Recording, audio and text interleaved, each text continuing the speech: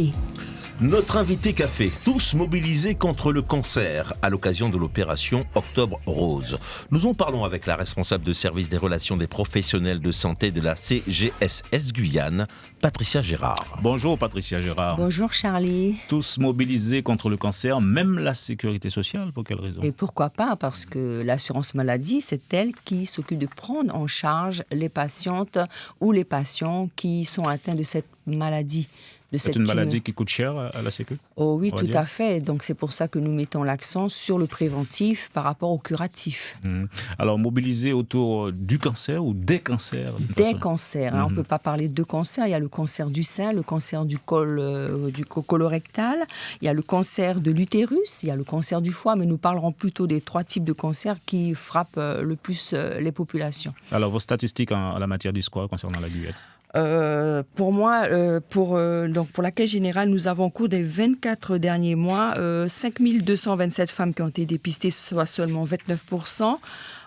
Pour le col de l'utérus, au cours des 24 derniers mois aussi, 19 997 femmes, soit 37%. Tandis que pour le dépistage du cancer colorectal, au cours toujours des 24 derniers mois, seulement 3 547 personnes, soit 9,8%, ce qui est très, très, très, très peu. On peut parler de situation... Non, donc on ne peut pas parler de situation préoccupante. Si, pour le cancer colorectal, oui, de situation préoccupante, oui, ça c'est... Comment l'expliquer? Mais parce que déjà, le dépistage du cancer colorectal est organisé par le Centre régional de coordination des dépistages des cancers, qui envoie une invitation, l'AGDOC, qui envoie une invitation aux hommes et aux femmes âgés de 50 à 74 ans. Et la plupart ne font pas le test. Ils reçoivent un kit à domicile. Il y a le problème d'adressage aussi. Tous les gens ne reçoivent pas ce kit. Et l'information que je voudrais faire passer, c'est qu'on peut s'adresser à son médecin traitant qui, lui, la plupart des médecins traitants ont ce kit. Ils l'ont via l'espace Pro Amélie mis en place par l'assurance maladie.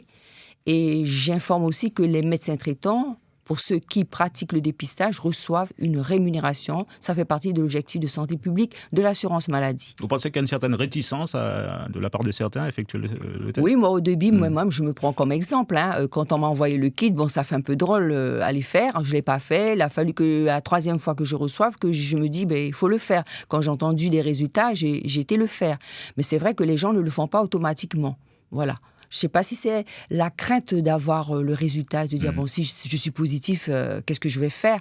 Mais je passe l'information ce matin en disant qu'il vaut mieux prévenir que guérir. Plus on s'y prend tôt, mieux on est soigné. Voilà, c'est très important. 40% des cancers auraient pu être, des personnes qui ont le cancer auraient pu être sauvées s'ils avaient fait le dépistage précoce ou le dépistage très tôt. Quand c'est pris très tôt, on est assuré d'être guéri ou d'être sauvé, quoi.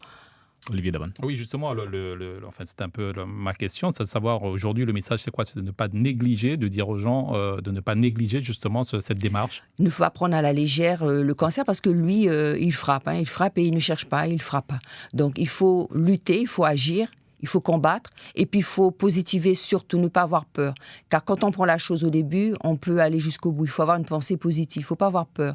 Et on aura au cours de cette mobilisation qui aura lieu le 27 septembre, des échanges et des témoignages qui vont peut-être donner du courage aux gens. Et puis il faut avoir un autre regard sur la chose. Ce n'est pas tabou. Aujourd'hui, il faut sortir de cette ornière du dire tabou, je n'en parle pas.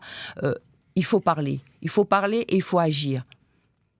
Alors, d'où l'intérêt donc de la prévention. Quelles actions concrètes sur le terrain pour inciter justement à effectuer le pas? Alors, les actions sur le terrain, donc il y a, c'est vrai, le Centre régional de coordination des dépistages du cancer qui invite donc les patientes âgées et les patients de 50 à 74 ans pour le cancer colorectal.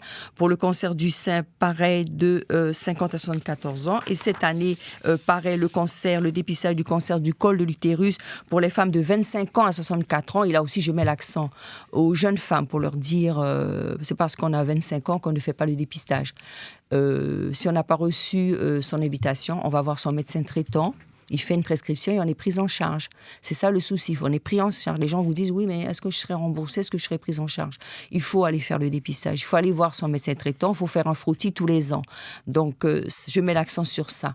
Le message encore que je veux donner de l'espoir aux gens, c'est qu'il y a des avancées technologiques et médicales.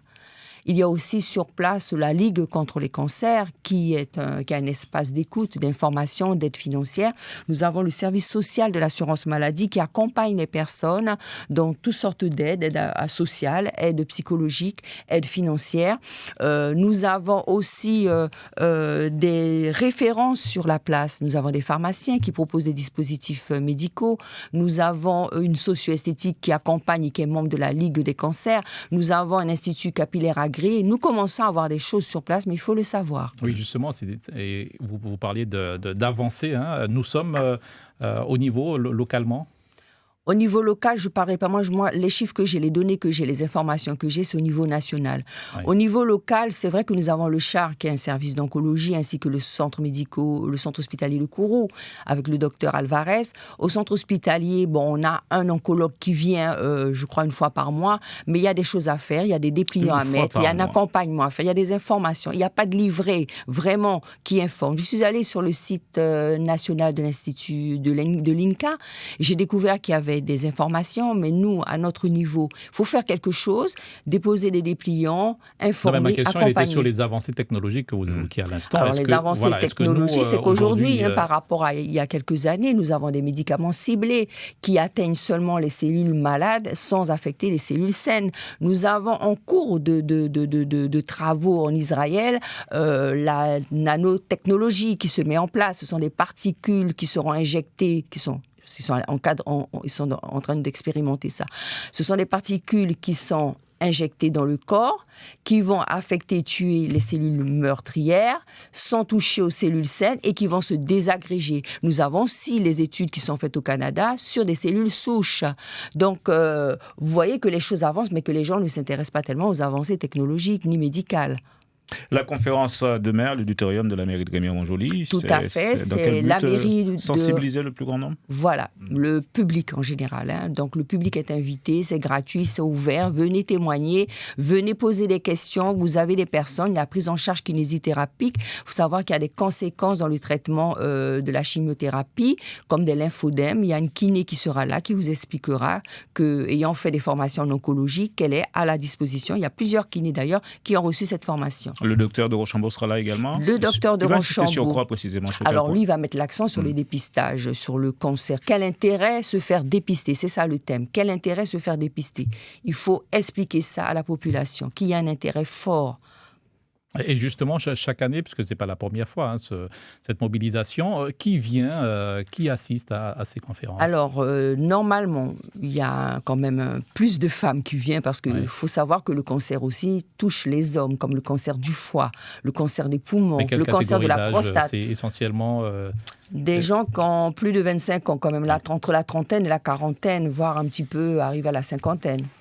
Mais il faudrait que les personnes un peu plus jeunes viennent aussi, puisque le cancer ne touche pas que les personnes d'un certain âge. Hélas. Le cancer, parlons-en justement. Conférence demain donc à l'auditorium de la mairie de Rémy-Montjoly de 8h30 à 14h, c'est bien cela? Oui. Allez-y, nombreux. Merci Patricia Gérard d'avoir répondu à nos questions. Merci Charles-Torres, merci à vous tous et aux auditeurs de Guyane L'invité Première. Suivez l'info sur Guyane Première, télé, radio et Internet.